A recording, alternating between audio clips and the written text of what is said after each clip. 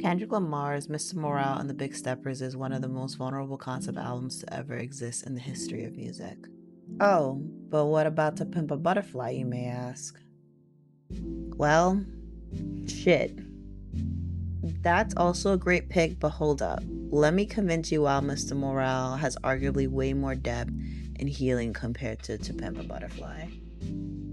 I think one of Kendrick Lamar's greatest strengths as an artist is piecing a story together and adding his own flavors, which usually consists of something so individualistic that it comes back to being relatable. Like in that one song, Into Pimp a Butterfly, Hood Politics, where the guy is leaving the voicemail in the beginning of the song. Hey Dad, pick up the phone. Every time I call, it goes to voicemail. Like, something about that cadence of his voice is like, I know that dude. It could be your uncle, your godfather, or a friend. Even if the person in your life doesn't talk like that, it's the sense of familiarity and humor in his voice of like, yeah, you're not picking up the phone and you're being a weirdo, but I'm gonna make fun of you for it. Most of us have gotten that voicemail or text, and it's always when you're dealing with the worst moment of your life and you're just not even in the mood to be alive. I don't know, maybe that's just me. And also how I assume Kendrick to be before Mr. Morale. To Pimp a Butterfly and Damn have these saturated dark overtones of I don't fuck with humanity. Like, Kendrick has always depicted himself as a man who's constantly putting himself out there with love and kindness and is spat and kicked in his face. And I don't necessarily mean by the public. The man has had an amazing couple of years, performed at the Super Bowl, unanimously won one of the biggest rap beefs of all time, and is overall respected in the culture. I'm more or less assuming this is like what his personal and private life is like, that he only gives us glimpses into. And I think he's realized, like most artists of his caliber, that there's a balance between the bravado of the pop star and the authenticity of the artist. Because Mr. Morale is a huge let go of the persona of Kendrick Lamar. You know, when I think of Kendrick Lamar, I think of a rapper who can dance between the conscious bars and the club hits. Fuck, most of the time he can just mix the two. He stands on the line of being ambiguous enough to be whatever he wants, playing hood politics and political correctness, because he gives us enough about his life to realize he's made mistakes, but not big enough mistakes that you could really crucify him for it. You know, he's human just like the rest of us. And then he opens up with Mr. Morale with, I cheated on my wife. Yeah, I cheated on my wife, the mother of my children. And yes, I'm talking about Whitney, the woman who's been 10 toes down with me all this time since before the beginning of my career. Yeah, her. Which is arguably a hard thing to walk back. I mean, within Kendrick's lore, even as an artist, Whitney is pretty prominent. Like, she's the person that holds him down and keeps him grounded. But then he like intercuts that with like, hold up, you're not gonna judge me now, are you? I'm not your savior, you know. And white bitches, and I'm paranoid, and Kodak Black is here, and he's just tap dancing around the issue he brought up. Literally, there's literally tap dancing throughout the album, intercut with Whitney's voice urging him to say the truth. Kind of like Virgil guiding Dante through the layers of hell and purgatory to get to the heavens. And through this journey, this epic poem, Kendrick is being shaped and prodded and transformed. The soul is transformed by the physical and the philosophical, the mental and the spiritual. And I was listening to the album like, hell yeah, this is a vibe. The beats and flows had me fooled for the first time I listened to it. There were some hard songs on there like We Cried Together or Count Me Out, but nothing I couldn't handle or wanted to skip. Yeah, until Mother I Silver. I heard the first piano chords. When I heard the first piano chords of this song, I thought, fuck, I'm not ready for this. It was suddenly too real, and I was being transported back to second grade, coming home one day from school, only to have my mother open the door and her left eye is swollen black and blue. And as the song continued with the chorus of, I wish I could be anybody but myself, I swirled into memories and feelings that I thought I had dealt with years in therapy sessions ago. It's very interesting because when I first listened to this album, I had just gotten my apartment after living in a shelter for 4 months and quite literally busting my ass at Target. And before being homeless, I spent so many years just poring over psychology books and diving deep into my own psyche, trying to figure out what was wrong with me.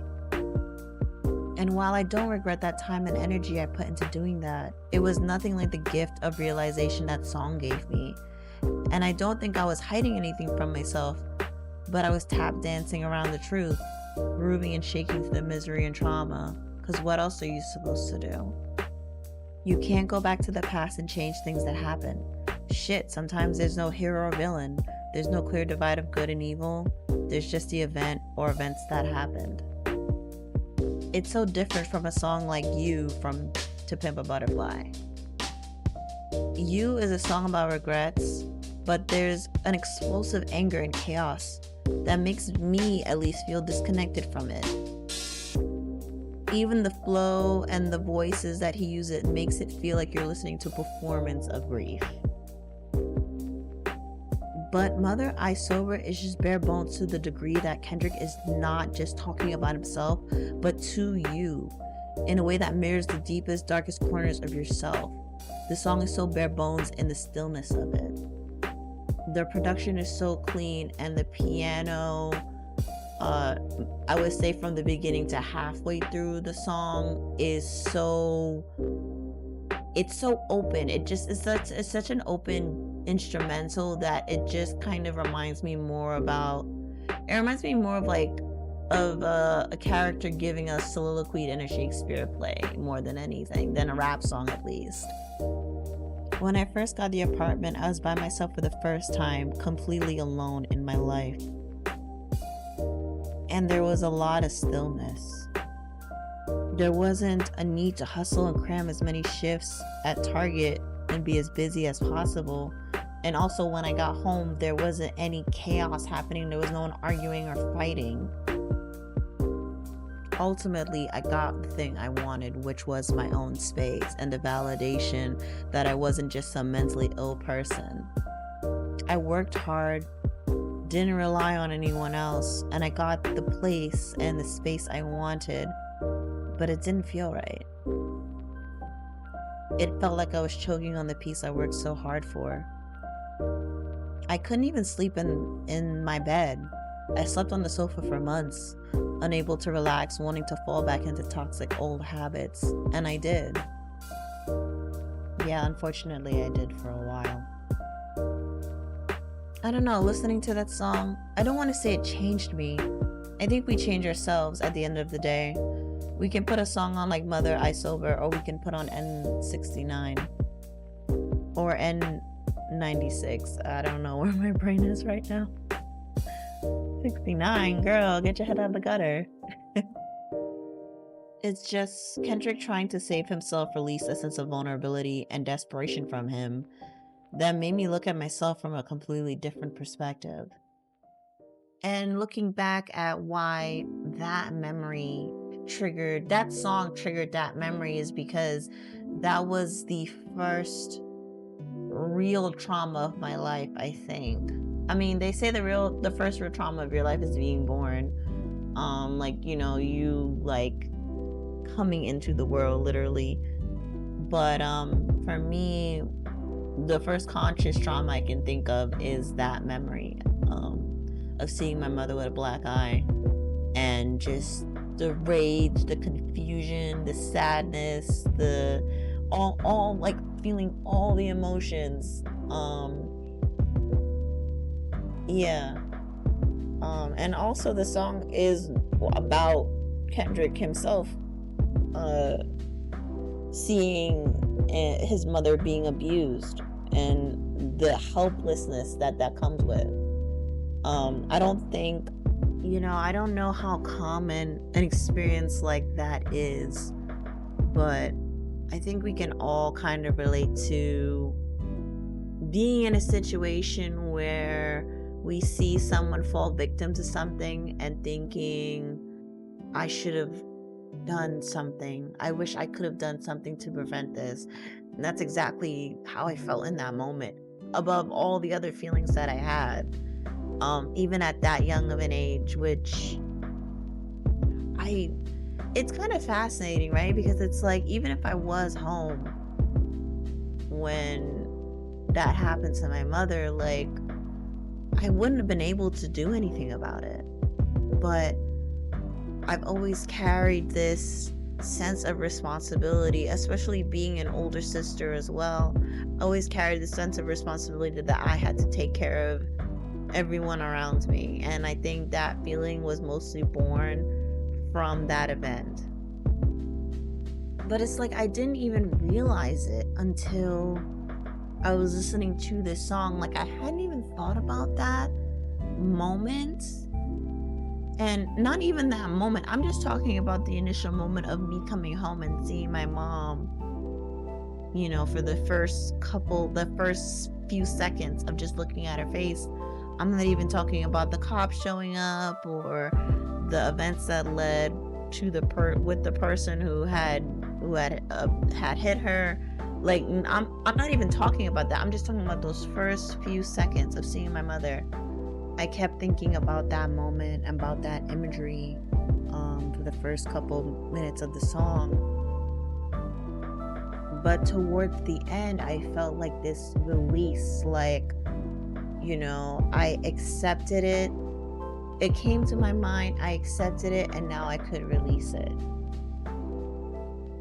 But I will say it took me about 4 years after listening to the album to get to a point where I feel comfortable with Stillness now. And I still struggle with Stillness, but I think it's more or less that I make a lot better choices to not involve myself in with people or with situations that's going to excite my nervous system as opposed to calming it. 4 years might seem like a long time, but hell, some people don't even get to the other side, and I'm grateful for that. They're stuck in the 9th ring of hell. Not to say that I think I'm in paradise or anything, but there's a sense of solace I feel now that I didn't 4 years ago. Instead of tap dancing around the truth, I'm swaying with it, embracing it in a graceful waltz. I think Kendrick is wrong about being a savior. I think he is. But ultimately, the person he ended up saving was himself from the pitfalls of chaos and self-destruction. There's a lot of themes and topics that I could have discussed about this album, but I think this is like the central theme of the album, which is you can be your own savior. In contrast, I think To Pimp a Butterfly has like this lofty goals of we should care about each other and gangs are bad, which is true, like, and some people do need to hear that reminder. And it's not to say that it's lofty because it's something that's unrealistic. And Kendrick comes to this conclusion at the end of his poem that he's reciting to Tupac. But it feels like it feels sort of rushed to me. Like a sort of rushed conclusion. Like that should have been, that is the right answer because that is like the politically correct answer, if that makes any sense. Whereas in Mr. Morale, he has the conclusion of I am my own savior. I'm gonna confront the truth and I'm gonna change for the better. But it feels more tangible and realistic because the songs that follow after Mother I Sober is like a declaration and a celebration, as opposed to the end of Pimp a Butterfly where Tupac just stops talking and it's like the end, and Kendrick's by himself, and there's this feeling of like like when you get a sense of despair at the pit of your stomach of like, what do I do now? And it's not to say that the conclusion of To Pimp a Butterfly is wrong or incorrect. Kendrick does play around with like declarations of loving yourself for sure, but they feel more like anthems. They feel more like, you know, those self affirmations that people tell themselves, like a fake it till you make it type of thing. I don't know, it felt weird for me to say that that was like the answer he gave because it's like the politically correct one, but at the same time Kendrick does talk about this fight, this internal struggle that he has with himself about being a peacemaker and someone who loves to make like chaos and war within his own mind and outside of it. I also think that's why he brought on Kodak Black, because he wants to establish himself as someone who is not necessarily, you know, the correct person. And I think during the time of Mr. Morale, Kodak was kind of like seen as like a bad, you know, figure within the culture of rap, or not, definitely not a person who, you know, is who politically correct or I don't know, progressive Black people want to see themselves as. And Kendrick was shaping himself up to be, especially after To Pimp a Butterfly, he was definitely shaping himself up to be like the representation of the progression of, you know, the culture. Honestly, I'm doing a terrible fucking job, I think, of explaining this part or this concept of the album. If you really want a good explanation of it, just go listen to Savior on Mr. Morale. Like, I think he lays it out beautifully and just straight, like what his intentions are as far as like being a figure, being a person in rap, and being an individual. He wants to be an individual within the context of music and to people. I think he realized the most powerful thing he could do within this journey is let go of that persona of being Mr. Morale and sort of being Kendrick Lamar, the person or the artist, and giving the power to the listener to save themselves. Which is a good contrast and, in my opinion, evolution to, let's say, the song Mortal Man, in which he says, you say my song is more than a song, it's a blessing and you're very welcome. In Savior, he's like, nah, Tupac is dead and you gotta think for yourself, actually. Like, I'm not gonna save you. Like, I need to save myself, actually. Like, I'm a hypocrite. I'm a sinner. I find it hard to forgive my neighbor as well, just like anybody else. Ultimately, Mr. Morale is about choosing yourself. Because when you're in a burning building and you escape on your own, it might seem selfish. The survival guilt will probably eat at you, like it did to Kendrick. But hell, maybe 10 years down the line, you'll meet someone and they'll go, oh shit, I know you. Yeah, you were in that same burning building as me. You escaped, and I followed that clear path you made to get out. And I think that's more honest and tangible than becoming a figure bigger than yourself. I think when we go through traumatic events, we want to grow and become bigger than that thing that happened to us or that thing that we witnessed. And in our own ways, we want to become the person who could have saved ourselves or the person we saw who was victimized. And while we try to become the main characters and heroes in our stories, I think sometimes the more healing thing to do is to look at yourself in the mirror and go, yeah, I could have been the villain, or I grew up to be the villain, or even as something as small as like I grew up to be the person I didn't want to be, as opposed to this omnipotent, Mr. Morale, right? To Pimp a Butterfly might have won Kendrick a Nobel Peace Prize, but I would bet that hearing Whitney go, "You did it, you broke the curse," is way more rewarding than any accolade he could have gotten. But yeah, that's what I think of the album. Feel free to let me know what you think about Mr. Morale and the Big Steppers, or any of Kendrick's works, honestly. I would love to hear them.